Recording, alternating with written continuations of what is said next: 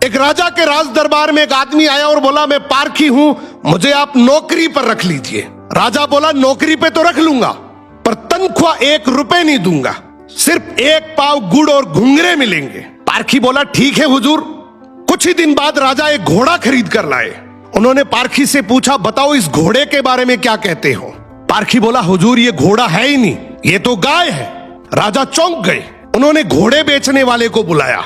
उसने कहा, साहब बात तो सही है तो घोड़ा ही, लेकिन बचपन में ही इसकी मां मर गई थी, इसे गाय का दूध पिलाया गया था, इसलिए इसकी आदतें गाय जैसी है। राजा ने हैरानी से पारखी से पूछा, तुम्हें यह सब कैसे पता चला। पारखी बोला, हुजूर जब ये चल रहा था तो नीचे मुंह झुकाकर घास खा रहा था, घोड़ा हमेशा ऊपर गर्दन उठाकर खाता है, मैंने इसकी आदतों से पहचाना।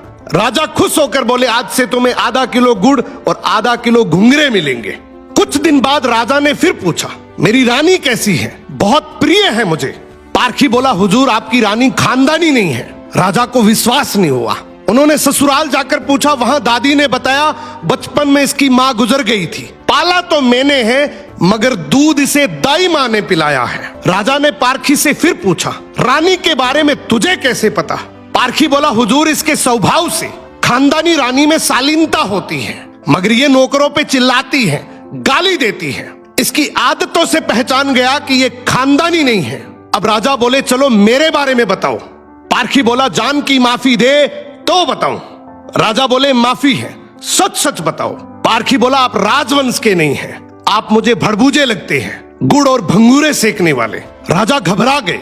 जाकर अपनी माँ से पूछा, माँ सच बताओ वरना मैं मर जाऊंगा। माँ रोते हुए बोली, बेटा बात तो सच है, जिस दिन तू पैदा हुआ था उसी दिन महल के पास एक भड़बूजे का भी बेटा पैदा हुआ था, तू मर गया था और मैंने राजवंश बचाने के लिए उसके बेटे को लिया, वो तू है। राजा ये सुनकर दुखी भी हुए और खुश भी हुए।